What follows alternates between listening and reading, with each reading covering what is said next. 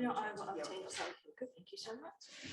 All right, thank you for having me. My name is Lisa, and I'm here to talk a little bit about a grassroots perspective on designing educational exchanges for quality peace. And the case study, so to say, for this discussion today is a campaign by Ukrainian Flex alumni and their supporters to reform the way American Councils for International Education designs and runs their program. And I think it's a good case study for us because unlike what's happening here, the programs were not severed, and also because it's a grassroots initiative and it could kind of like help us think what could happen if ties are at some point restored, and like what we need to take into account if we are to restore anything afterwards. And so when Ani and Sirke told me about this event and asked me if I would want to say something, this immediately came to mind, first of all, because I'm also part of this alumni community. And second, because I wanted to think about it through the lens of peace education. When we had the introduction round, it was said that I'm now a PhD student here doing a project on visual peace technology. So the way that art and peace come together to support grassroots peace processes. But before, I had a very strong interest in education for peace. I was working for supporting different NGOs in Israel and Palestine that use trauma-informed and Waldorf approaches to education as peace building tools. And then also I run a peace building startup, part of which is peace education, even though it focuses on specifically on visual arts-based approaches to peace. And then I was also trying to, at some point, mentor different kinds of peace education exchanges between pairs of countries actually through the programs of American Councils for International Education.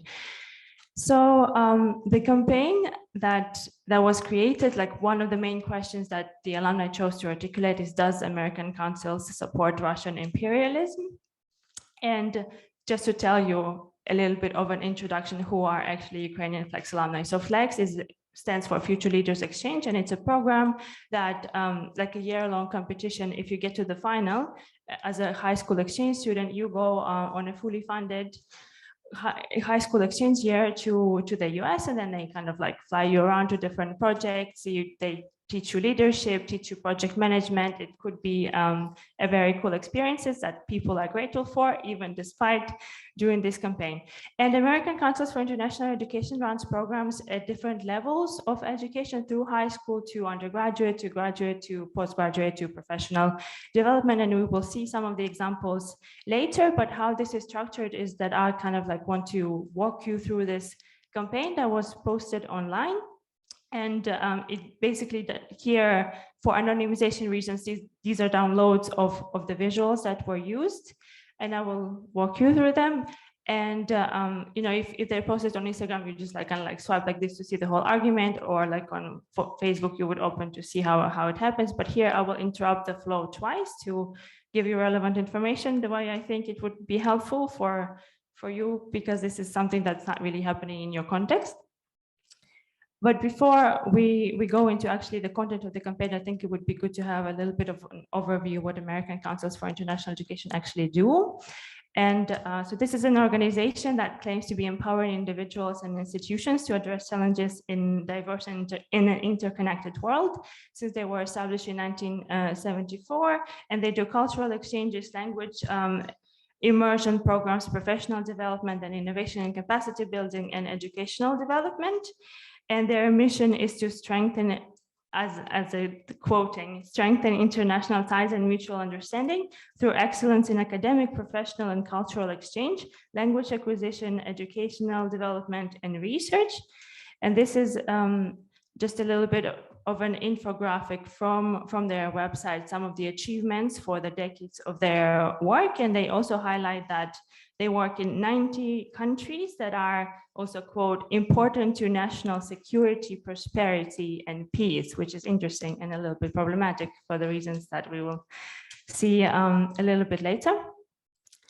So they work in what they articulate as vital regions, and one of these vital regions is Eurasia. So here you can see the list of the countries where they work. They work there in different capacities, and a lot of that also depends on the regional offices, because many things depend on the initiatives of the national staff and how active they are.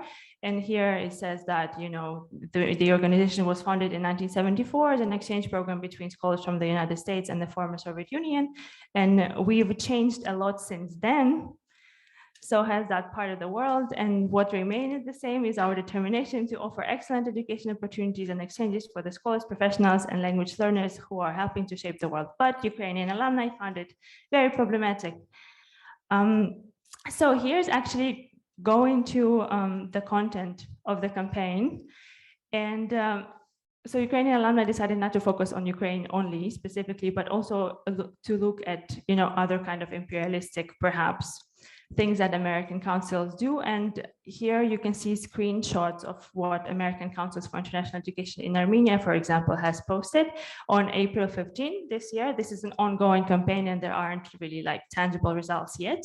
But basically they are saying, do you live in Yerevan? Are you interested in cultural exchange and developing your English skills? Do you have an extra room so you can host an American student who would come there to study Russian? And the host family has to be Russian speaking, but at the same time, as the post here says, maybe you can read this, yeah, you should be able to read this. As the post here says, you're there also to explore local context. And it's just very like interesting to me to see what this program thinks is local in Armenia. And if we have Armenian people in the audience, it would be good if you can also share a little bit of what you think in the question and answer session, because again, it's a little bit problematic that a Ukrainian now speaks about what Armenians may find problematic. And here's also a screenshot of what's happening on their website, Russian language and area studies program, which is for college and university students who can be immersed in Russian language and culture, not only in Yerevan, Armenia, but also in Almaty, Kazakhstan, and Chisinau, Moldova. And this is one of the longest running and most respected overseas Russian language and culture immersion programs. So Ukrainian alumni also did this research of how many times countries are mentioned on the website of American councils. And I didn't, for this presentation, I didn't check that again, but I think it's nevertheless important to see what content they selected for the argument of why American councils may be supporting Russian imperialism. So Russia is mentioned 797 times, and Ukraine, for example, is mentioned 325 times, and then Poland only 25, for example, out of the places where the councils operate. And of course, when you post these things online, you're going to get comments back. And then they are posting some of the comments here under the post by the American Councils for International Education in Armenia, where people are basically wondering, since when is Armenia a hub for Russian language learning? And why do you want to create ties with a country that commits genocides and things like this? And overall, you know, throughout these 3 months of the war, many discussions have been initiated and many also questions have been asked towards me as a Ukrainian. And one thing that I've heard a lot is like people kind of lamenting sort of severing of many kinds of ties with Russia, given the sanctions and given some of like personal people's worries about how things happen. And I started wondering at some point, would people be thinking so much about, for example, not having as many ties with North Korea? And if not, why would one dictator be so much more favored than another and one dictatorship more than another? And that's why I also resonated a little bit with this question of why do you want to build ties? And then they also posted a little bit of a context of why it's problematic to promote the Russian language in third spaces, in third countries, because of what was happening, for example, on April 26 in Moldova, several explosions in the Transnistrian region, and at the same time, these Russian language programs still happen there. And here are also some of the examples of what programs are ongoing. So like virtual programs, summer programs, and all kinds of other programs. And it says, despite all crimes committed by Russia, American councils still continues to administer a variety of Russia-related programs. And another screenshot here is, it's in Russian, but for you to translate, on 24th of March, this professional fellows program, Russia was looking for applicants to its new round. So it's ongoing still. And this is surprising even for me. And then they're saying, before you teach Russian language and culture, teach them about Russian colonialism, cultural appropriation, and crimes against humanity. And while American councils is sponsoring Russian regime by funding programs for Russians, this same regime is aiming missiles at Ukrainian alumni at this very moment when they are posting this. And I think how it's relevant for like what we are doing and where we are is that if you are creating these spaces for links and for cooperation outside of Russia, there will be some sort of consequences for that space where it's created for that local grassroots situation, and they can be very, very problematic as this has been found. And if you're trying to like think about whether to do it or not, then there are so many things that you need to think about in designing perhaps those spaces. And maybe when you think through how many things you need to think through, you will not want to design that space anymore. I mean, this is an open question. And another thing that was posted as part of that campaign is this basically open letter. I don't expect you to be able to read this all, but here in red, I highlighted some of the demands that the Ukrainian alumni have proposed. So first of all of them is to close all programs that are in any way related to Russia or Russians. So that means like Russians going somewhere for exchange, or Americans coming to Russia, or they meeting in some sort of third place, or something else happening, or virtual exchanges happening, then disqualify all Russian students from all current programs. So that screenshot of March 24, like professional fellows program, can't really happen anymore.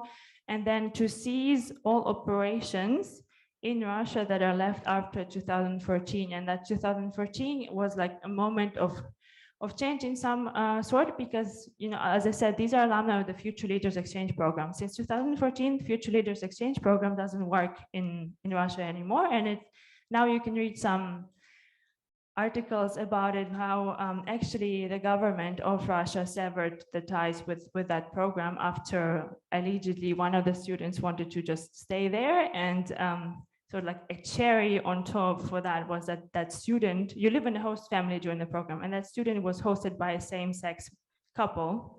And then the ombudsman for children and children's rights said that it's not really the way to go, and the program was cut. I think there was an alternative, also like an exchange here in the US in some ways, but that was a different thing. So what they are demanding, and I think it's very interesting here that not everything was severed in 2014, and they find it problematic that it continued all these 8 years, and it continues even now. And then the fourth demand is to withdraw Flex alumni status from all former participants in Russia. And there was like an internal even conversation about why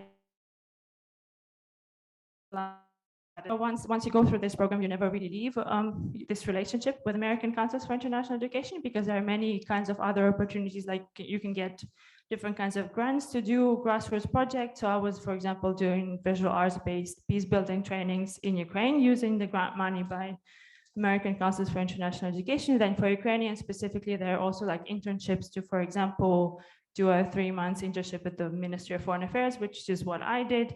And then like even in PhD, they paid a little bit towards my summer school. So yeah, you have a lot of opportunities, and it's important that you use them, because it's really like, it's up to you what you do with this thing. And another reason why the Flex alumni status needs to be withdrawn is because the editor-in-chief now of these state propaganda channels RT and Russia Today is actually a Flex alumna, and it became a scandal that she can be a Flex alumna while doing what she does. And of course, people don't really feel that it's fair that somebody who made so many wrong choices can have the same opportunities or not. And like, but you know, the question of whether you have the same opportunities is still a question, because everything that happens after the program is also on competitive basis.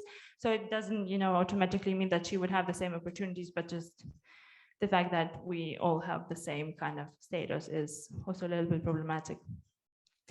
So then the end of that campaign that I interrupted twice was this visual saying that in order to stop feeding Russian imperialism, you need to close all the programs involving Russia, Russian language, culture, at least during the war, and then stop sponsoring alumni programming in Russia. And I think it's very interesting through the lens of peace building, because it asks for continuity and has at the same time this like time bound to war. And we also in the previous speeches were kind of saying, you know, as long as the war continues or after the war. And I think there was a little bit of an assumption that when the war ends, we can immediately kind of start doing something else. And I also find it a little bit, from the point of view of peace building, problematic. I think what would be a relevant peace lens here is this lens of quality peace, which is a post-war arrangement with qualities that can prevent the conflict from violent recurrence. And it has three pillars: security, dignity, and predictability. And before we talk about it a bit more, I think we need to watch a little video that the alumni prepared, and I will share this with you. It's a 2-minute video.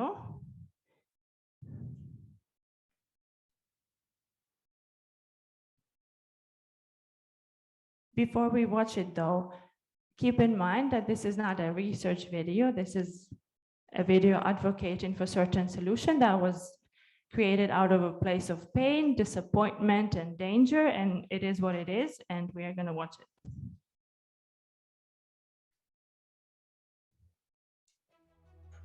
We, the Flex and Yes alumni community, from Kharkiv, Kiev, Lugansk, Ukraine, Полтава, Кременчук, Вінниця, Кривий Ріг, Одеса, Мелітополь, Ізмаїл, Запоріжжя, Вільнюс, Бішкек, Бугар, Клайпеда. We are deeply saddened by the fact that American consuls continue to operate in Russia after the horrifying war Russia launched against Ukraine.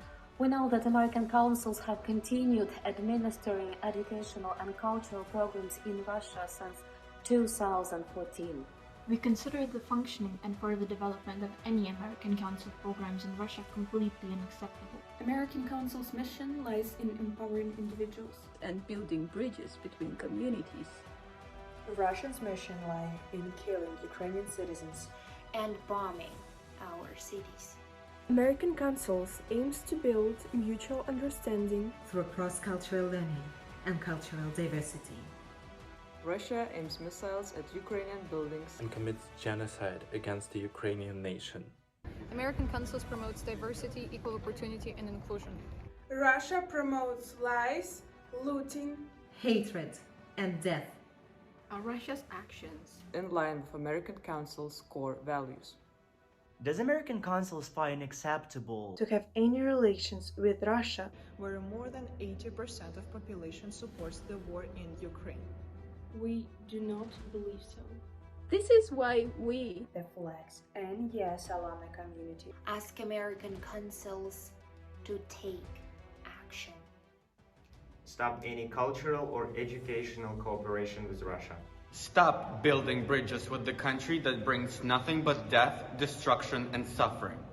Stand by your values and vision. Stand by your mission and goals. Stand by Ukraine.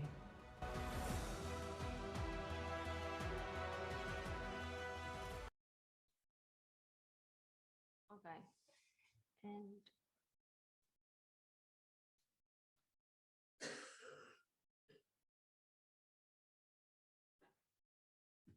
so now coming back to this, quality, peace, and victory consolidation. So what the alumni basically asking, you can read it in many ways, but I think what they're basically asking is they're asking for security, for missiles not to fly there. They're asking for these 3 pillars for dignity, which is throughout the video, and for predictability, which is basically that they, for example, don't have to run to bomb shelters all the time when they, for example, want to continue their education normally. And again, on that question of what could happen when the war ends, and I think we need to like think also through the process, actually, like academic cooperations as part of a larger peace building process. And in this sense, when the war ends, there's so much more to do. Like here's a screenshot of this handbook for peace and conflict studies that basically outlines like what happens as part of a reconciliation process. And this is something that is a summary basically of many different algorithms, if you want to call them that way. And I think it's constructive, and I think it's healthy to have ties with different kinds of people. But if you look at the list, this constructiveness of relations only comes at the step that is second to last, resuming constructive aspects of the relationship. And everything that happens before, like that's a lot. Uncovering the truth of what happened, acknowledging by the offenders of the harm done, remorse expressed in an apology to the victims, forgiveness, justice in some form, and planning to prevent recurrence. And the last step would be rebuilding trust over time. I think here forgiveness is a little bit problematic. How do you forgive a genocide? But it maybe just refer here, a better way to think about it would be being able to live in an arrangement that somehow involves your former enemy, if you call them that way.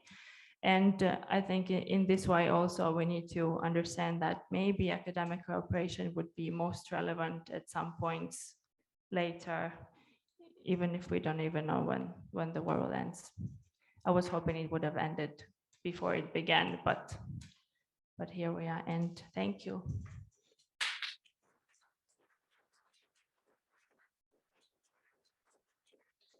Thank you very